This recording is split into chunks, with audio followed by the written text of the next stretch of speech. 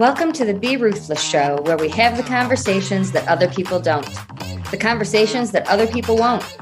I'm your host, Sam Ruth, and I'm ready to make a lot of noise and disrupt things, ruthlessly.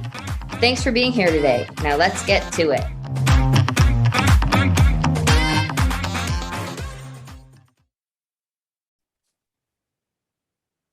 Welcome back to the Be Ruthless Show. I'm your host, Sam Ruth, and joining me today is Monica Heiz, a new breed of career woman. She's a heart-centered entrepreneur, and through the power of physical, mental, and emotional well-being, Monica grounded into a state of well-being where health and wealth find balance. From learning to overcome and manage the loss of her parents, her complete family, her college degree, becoming a top-level group fitness instructor in New York City, and an elite-level athlete, Monica made it her job to redefine and reestablish health and well-being. So much of the work comes from the mental and emotional components, she says. These aren't skills you can learn in school or through a certification. They're experiential. You must experience them to teach them with emotional intelligence and intellectual stimulation. You must have a context in how they feel, how to feel them to relate to others. The power in them is the ability to create change. Lifestyle is a series of choices and decisions. There's no quick fix. It takes practices, habits, reinforcement, and support. In understanding her own self, Monica has created a series of programs to support physical, mental, and emotional well-being and health. Confidence, courage, good boundaries, and self-esteem are all built through health and well-being. Monica holds a BS degree in nutrition and fitness from Florida State University. My first college football game was Michigan against Florida State, and it was intense. Wow. Oh my gosh. I just remember the tomahawk chop. Yes. Yes. Thank you so much for being here. How are you? I'm great, Samantha. Thank you so much for inviting me to be here on your episode, your podcast. I'm really delighted to speak with your listeners. This is such an important conversation. And just before we started recording, we were talking about the messages that we're taught, whether directly or indirectly in life, that go against the healing process and taking care of ourselves. So tell me how you became so passionate about this and how it's become your world. Right. And to your point, healing is an essential part of living, in terms of we're always going to go through these ups and downs and these episodes and issues that kind of pull us, and it's about us letting go and releasing them. And so for me, I knew where I wanted to go on my path in terms of fitness and health and well-being. And I come from a family which is a lot more linear in terms of the medical community, doctors in my family and things of that nature. And I knew for me, the amount of energy that I had, I needed to have it in motion and kind of moving for me. It was an intuitive knowingness. And also it was something that I learned as a child. So I was blessed as a child to have a really safe space with my family where I was able to explore, almost to the point of being a little bit wild or almost reckless. But it gave me the ability to learn that from a young age. And I think through my difficulties, I understood the power of moving forward, and then just having this passion and this drive. I think we each have it within us. And so part of it is clearing away the noise, finding your own space, figuring out what that is, and then allowing those actions to guide forward. And while that can be challenging and hard for a lot of people to find when they're going through difficult challenges, that step back and rest, which we would also talked about, becomes that settled ground in the earth, the settled ground where you could find the new.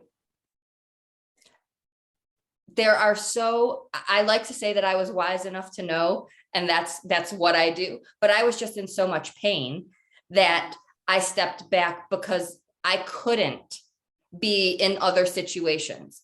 And so I looked very different to the person I was before, as far as my activities and what I was doing. And there was a lot of resistance from people who knew me and their expectations of what getting back to life would look like. And for me, it was nature, it was silence, it was pausing, all the things that you're saying, but it wasn't very well accepted. Right. And again, when we looking at healing, the current medical model has been from a very, I'm going to use the word masculine driven culture. And in that masculine driven culture, it's all about the doing and making sure that you have a persona on a face, and you continuously keep forging forward. When we look at more of a feminine perspective, and the feminine is within all of us, a masculine, a man and a woman, is more about that nurturing and nourishing one's own self. You know, if we look at why it's called Mother Earth, and why it's Mother Nature, these are essences, qualities that are possessed within the earth itself and within nature that we're drawn to provide us a level of intimate connection with ourselves. And so while yes, it hasn't necessarily been deemed socially acceptable and normal in the traditional model of medicine, that is all changing now with these new paradigms that are coming in. And it's really important for people to understand that there are ways to go about crystals, essential oils, candles, incense. Those are all nourishment of the soul and the spirit that come from Mother Nature. What about that noise? So I'm pretty outspoken and I haven't always cared what people think. So for me, it wasn't a challenge to say, doing it my way. But to a lot of people, it is. And that noise exists still, almost, 4.5 years into my journey. So what about the people who are more eager to please or fit in or take the road expected? Right. That is such a great question. And it's so true. And I can relate to that as well. On my journey, I was just at an age for myself, being in college, we've got so much spirit to want to move ourselves forward. That was probably the one thing that I had going for me in that energy. And then putting myself in an environment around other young adults moving forward. So I would say hearing those voices and those people and the noise around, it's really beginning to find those people who are relatable to you and that you can cultivate those relationships with. And at the same time, the hardest part about that is the letting go and the cutting away of those people who had been there for you. But recognizing if they're not helping you grow and move forward, if they're keeping you pulled back, stuck and stagnant, then that's a real strong decision you need to make in terms of self-love beyond personal power. And I also like to look at that from a level of the energy systems within our bodies, the chakras. And so where is somebody not grounded and rooted within themselves? Where are they not finding their own sense of joy and pleasure? There's a level on the opposite side of that is pain and suffering. And then where are they not owning and honoring their own sense of authority and personal power, which is that solar plexus? And sure, these could be big things and hard for people to grasp and understand. But with the right support systems in the right held space and container, just like any seed that's planted or any flower, with the right nourishment, it's going to grow in the right way. You said letting go is the most difficult. Absolutely. But for many, starting new, making new connections is just as scary. In this day and age, it's a little bit easier with the online world and technology, and you can reach out without having to go anywhere. But any suggestions to those afraid of that step? Oh gosh, yes. So what it's called is neuroplasticity.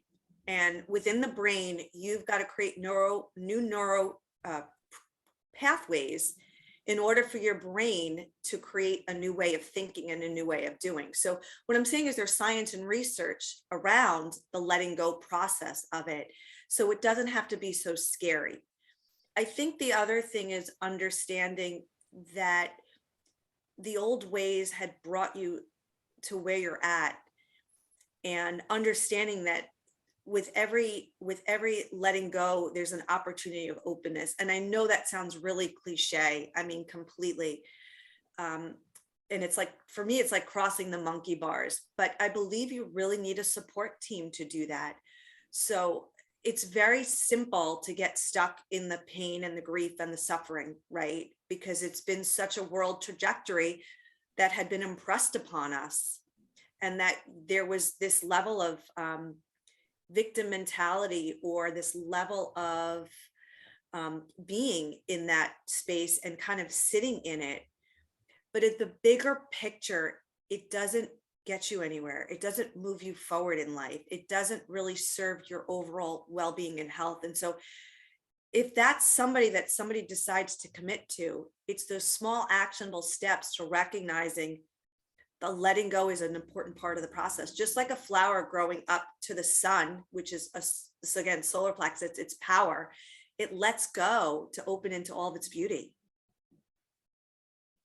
So what physical steps can people take that we overlook? We don't emphasize a good night's sleep or staying hydrated and the connection that has to our emotions. Yeah. So the physical, mental, and emotional, all very deeply connected. And we talk a lot about the importance of clean eating and exercise. And that is truly important. But I think as you're describing, to go a little bit deeper than that. And I think when it comes to that sense of well-being, it's really, there's a sense of this nourishment that comes from within that's so misinterpreted and misguided, because everything is then on the outer world on what needs to be done. So when it comes to somebody finding a sense of well-being and physical health, meditation is a great way. And what I say about meditation is that there's no one way to do it. Meditation is a conversation with your own self, like just a centering and a settling. I find grounding is another perfectly practical way to find a sense of physical health. And grounding, what it does is it helps you reestablish and reconnect it of a baseline. And even if that baseline is very low in terms of how you feel, or grief and loss or pain and suffering, it's a baseline that you can ground into. And the way to do this is go outside, place your feet on the earth. You know, I had a client who was a young woman who had emotional issues, difficulties, and challenges. And she was in an adult home. And my role was to facilitate her health and well-being. And after she would go through a family event that was a very high, like a wedding or something like that, she'd come back and her energy would be all over. I'm like, do we need to ground? She'd say yes. And we would lie down on the ground to get her to ground. That's a physical presence. And so while it may be difficult for some people in pain to say, hey, I'm going to go to the gym and work out, what I'm saying is that there's other ways to physically connect to your body to find a sense of healing. The other area that I'm really passionate about with this is the nervous system and understanding the role that that plays in physical well-being. So when we could calm down that nervous system, all of the external bells and whistles and distractions that are going on, and again, that might be spending time just laying down, or that grounding, or sitting in a meditation, or going out to a lake, or sitting under a tree, that can help subdue and settle that nervous system, where now again you can establish a greater baseline to say, where's this space taking me? What do I have available? Where can I go next? So amazing that you said that, because my clients and me personally, of course, a wedding or a big event is draining. But what people don't see, because it's invisible, is that just a Sunday dinner, or, you know, certain things that other people take for granted can be exhausting when you're going through other emotional things. And so I've always called it the emotional hangover. Like, you have the preparation, you have the build up, the anxiety, you get through it, and then there is that recovery time. So if we understood that more and gave ourselves that time to do these things, that's what I was doing. I didn't know why. Right. And I find, so I'm really good with my own self-care in this way, because I understand how important my energy system is. So we can look at physical, mental, and emotional health and well-being, and then we have that energetics part of us. And if we have these energy leaks, where energy is firing all over the place or draining us, we're really going to have a much harder time bringing ourselves back into that alignment and balance. And our distraction and our energy levels are going to be all over the place, or depleted, or just fired up constantly. And this again comes from not understanding our own self and what we need. I mean, I think from as babies, people try to read what it is a baby needs. And instead of just allowing the baby to feel their processes sometimes, as uncomfortable as that might seem, there's no saving to be done. It's a level of healing that happens from within. And so the recovery time is just as important as the experience that happens. There's a gap. And my clients, there's a birth. For me, creative stuff is born during this time. And so I had been so busy living life for 40 years. Creative stuff was just hidden in me because I never slowed down enough. So we live in this world and my clients will resist it and fight resting. And then when they give in and they do, amazing things happen. Yeah, a lot of that comes from, again, the stigma and the mindset that has been the fear of letting go. I've seen that with clients in the past when it comes to, you need to take some time off of training because you don't have the rest and the recovery, and the fear of the unknown and the fear of this concept of the idea of gaining weight or not being in the best shape. And it's actually the opposite. It's counterintuitive. The body needs that rest and recovery. And it does open up space mentally because you're not in that drive mode. It's that downtime to be able to restore and replenish that creative energy. And so the interesting thing with creative energy, it's in the second chakra, which relates to joy and pleasure or pain and suffering, as well as creativity and destructiveness. And so there has to be a level of balance that we find within ourselves in that. So can someone start, if they're struggling with letting go and the concept of going and doing something that looks unproductive, even though it can be so productive, is 5 minutes enough to just go outside and start? Yes. I love that. I think it's not necessarily about time. I think it's about a matter of a feeling. And we do this with everything. Everything is so linear that it has to have a meaning to it, like a time or an agenda. But if someone can go outside for 5 minutes and just feel into their beingness and expand from that, that's a huge win. What do you say? It's summer, most of the world right now, but what do you say to people I'm fortunate in Colorado, but in yuckier winter states for this? That's one of the reasons I've stayed in Colorado and my family's in Michigan. I don't want to be stuck inside. Right. So the winter months traditionally have been all about the turning in. And we see this in nature all the time, the animals and the flowers, trees and all of that. It's a hibernation. It really is a letting go. So the seasons reflect that. So we're no different. And I say that now, our ancestors years ago recognized and knew that, and so do the indigenous cultures and tribes. So what that looks like is that in the spring is when we cultivate these new beginnings, these new ideas, and we start to bring them out to life. And during the summer, there's so much joy and experience of putting them out there. And then in the fall, we reap that harvest of what we put in. And in the summer, and then in the winter, we cut away what it is that didn't work or didn't grow. And I think this goes back to the letting go and a process as opposed to a result-oriented type of structure. And by listening and turning in and allowing yourself to just be in that space, as uncomfortable as it might be, you can't change it. I mean, this is the way the seasons are. So it's not about just going with the flow, which sounds, again, very cliche, but it's about allowing the systems to just work the way they're designed. Don't fight the system. And I have a client who cracks me up when people in California are cold, but when it's like 50 or whatever it is in the winter for them, she still will go drive to the beach and sit and look, even though it's too cool for her to walk like she does in the summer. There's still a way to get to your peaceful place somehow, once you know what it is. Right. And it comes back to the mind, because if if you want to keep believing how difficult that is being in the cold in the winter, and you keep validating that and keep programming that, that's how hard it's going to be. And I'm not saying that it's real or it's not real. What I'm saying is that the attention and focus being on that and not being creative or innovative enough to find a solution to what you're feeling is only going to exacerbate what you're feeling. And that's not a pretty place to be.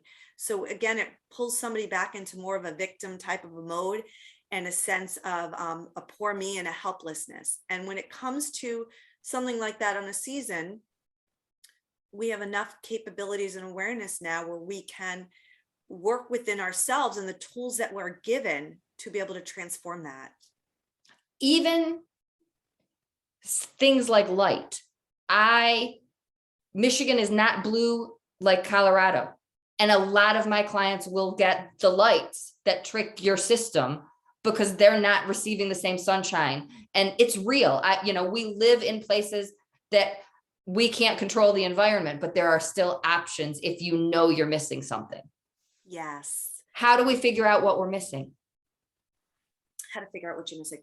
I think, again, it's changing the conversation with oneself and looking at it from a perspective of not a to-do list, but looking at it from a state of to feel list. Like, what is it that you want to feel? What do you feel is missing? How do you reconnect in with your deeper self? And oftentimes, like you're saying, people don't know where to begin with that. And sometimes that's just enough to go search for it through a YouTube, or to find the right practitioner or coach or somebody to help guide you through that because they've been through it or they have the experience of it. Sometimes it's just finding a community and a group. And I think, again, it's got to start with you identifying from that feeling space what you want to feel. Because often, again, what you're talking about too is there's a level of a void and a disconnect. If that is so painful or the only trigger in the direction to go.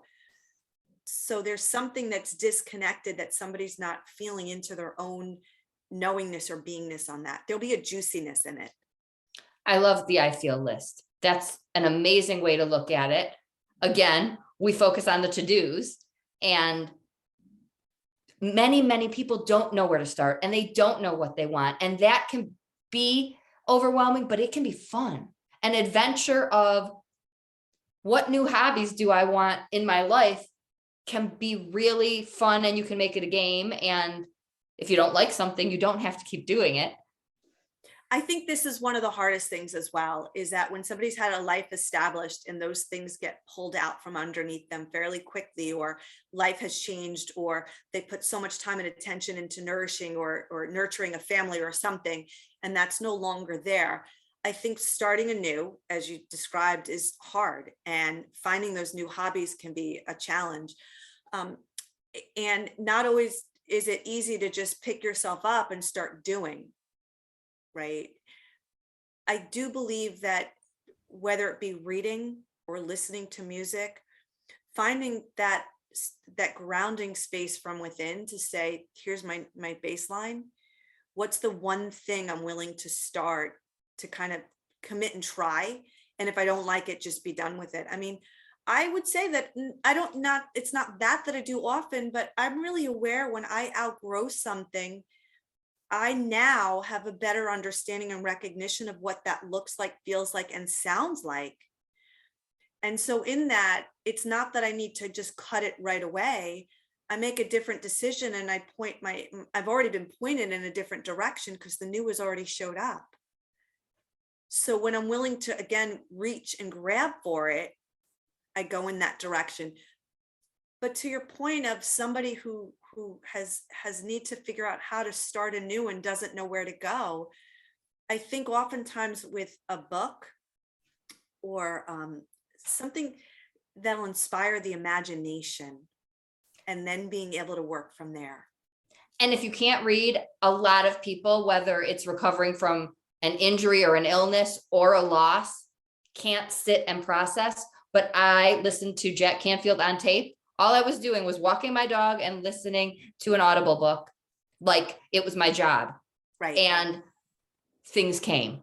Yes. So that's great. One author, one podcast, one thing that you connect with, that you don't have to know why you're doing it. You don't have to enjoy it at first, but I was committed to finding my way. I was Same. completely lost, and my only goal was to figure out what to do next. Same. Yeah. Tell us about your coaching program. You have a 6-month program. Yes, I have a 6-month coaching program. It's called Health and Rich, and it helps people. It works with the physical, mental, and emotional well-being, and it gives them an understanding of how these areas are not separate, but they really work together in co-creating someone's health and well-being. So understanding, sure, nutrition, clean eating, and exercise is essential and important.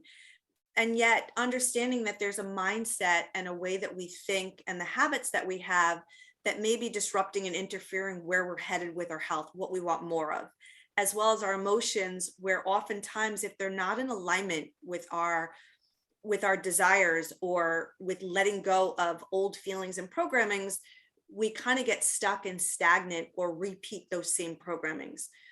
So this program is designed to help people reconnect into each of those areas as a whole, not separate. And then when it comes to rich, it's understanding the rich has to do just as much with what's within inside. So we start to understand the true rich that we have within us, which comes from our creative thinking, our ability to connect with others, our ability to know something and being willing to share it, right? All of these ways that we have certain gifts that within us that get stuck, stifled, and blocked when we lose hope or we have any type of pain that is associated with it. So in this program, because we're working on those areas of health, this area of rich comes together with it to help somebody transform into a new way of beingness. And I love that they're intertwined, because they are. And I will focus with clients on the basics. When we're going through something traumatic, I told my family to treat me like an infant.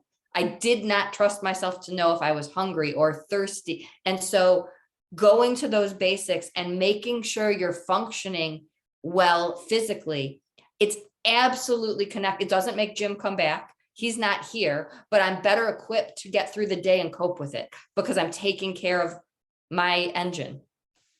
Oh my gosh, Samantha, that is so well said. And I want to say that society never had in place a good system to educating people and helping them with death. The pain and the suffering that came from it was way more valued than what the skills and tools and how they actually needed to be supported in it. And through my studying of shamanism, which I've done, I learned how the indigenous people really honored the people who have passed, but yet held a space for those who knew they were moving into their next level of life and living. And so if we can begin to transform and change and shift the perception of what death would be to help people not take away the pain or the suffering, but have them have a different perspective on the trajectory they're going in. So there's a greater sense of this has a meaning for you that's bigger than you know. I mean, look at what you've created from that. All the beauty. My brother's divorced and my nieces lost an uncle on their mom's side. My brother text messaged me, do not reach out to the girls. Don't bring it up. It makes them sad. I'm having a field day in my mind with this, but I just went to Michigan and I got to see my family. My 9-year-old, my youngest niece, brings it up to me, and she's talking about him, and she's telling me how she's creating this business based on her love for him. She doesn't even know she's doing it. And I look at my brother and I'm like, I didn't even have to bring this up to you to let you know that it bothered me. She's doing it. Like, this is how we honor and keep loved ones with us. And so it was such an important moment for him to see that sometimes what we think is best for others can get in the way of that. This isn't about her pain. This is about what she wants to give back to others who are going through it. And she's 9. Right. Wow. I have the chills on that. And to your point on that, we're always here for the younger generations to bring in the new. And so it's for us to listen to what it is they're doing so that they are what's moving the world forward. It's that conversation that says, we're only here, we're not here, we don't own the world in a certain sense. We're just here for a short time to borrow this from the younger generations. So if you have a loved one, if this relates to you, great, but maybe someone in your life is struggling and this can help you see them and their healing in a different way. People were really worried about me because I was hiking by myself with my dog I was doing things in nature alone rather than being a social butterfly. And they were coming from a place of love and concern. And had I done their way, I wouldn't have healed or found my own voice and my path. So if you have someone who isn't healing the way you think or expect, ask questions, listen and talk and see why, because it's their path and we can't carve the way for anyone. It's different. There's somebody who was a social butterfly and that's how they healed. Yeah. And to your point, it's so important to ask those questions so that you have a better understanding. And I think it's a credit to you as well, Samantha, for your ability to stay so grounded throughout the whole situation, really not necessarily knowing what was going on around you because the whole world was flipped upside down and all the chaos that would have happened. But your sense to stay grounded and say, I don't really know where or how this is going, but I'm going to connect into something deeper. And then how that went up into your sacral chakra and you created, and then you took this level of power and will and just brought it forth into a beautiful creation. And so, yes, if more people can understand that, and to your point, oftentimes people cloud that space that somebody's in to heal, and that's the last thing they need. And I couldn't have told you what was next. And I'm the girl who always had a plan and had everything. So it didn't even look familiar to me, but I began proving myself right. And the world wanted this and the world had this, and I had this pull to do it a different way. And things along the way happened to show me I wasn't crazy. My way wasn't the noise. They meant well, but they didn't know best. And so for me, it was extremely empowering. And I became so passionate about helping others understand that you do know best.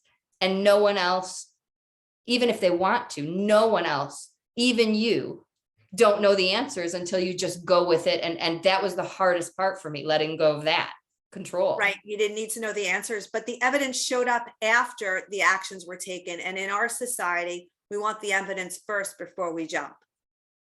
And so that's the new paradigm that we're stepping into, is that everyone is being called forth to take these actions, to move forward, to release and let go of the old ways, pain, struggling, manipulation, judgment, and step forth into their own creative being, their own way of coming out into the world with their unique expressions.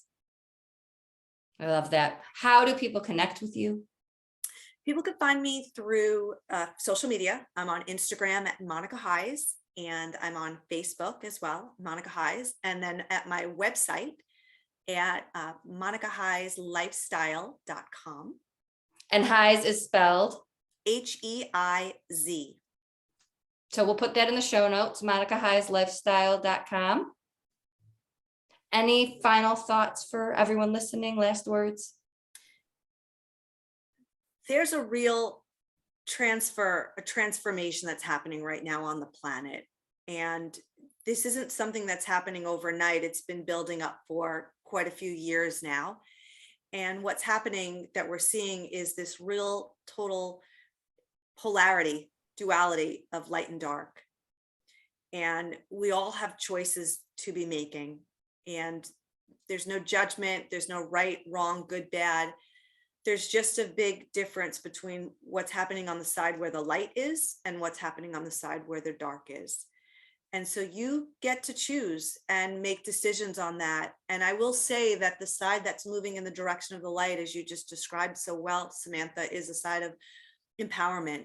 And what this means is that somebody isn't going to do it for you or give you a pill to help treat you, but they are going to hold the space for you, and they are going to cheer for you, and they're going to show you that it can be done. And they're going to be your fans and your cheerleaders to see to it that you take the right steps or give yourself the right time and step back to move forward the way you're designed. That's not how the side on the dark has been moving, and it's not where it's continuing to go. And So even your if you choice. don't know anyone over there, you can find people who will be those cheerleaders and those supports and be the biggest people in your life at one point that you just have to let in. Beautiful. Thank you so much for your time and your story, and for being with us, everyone. Until next time, always be ruthless.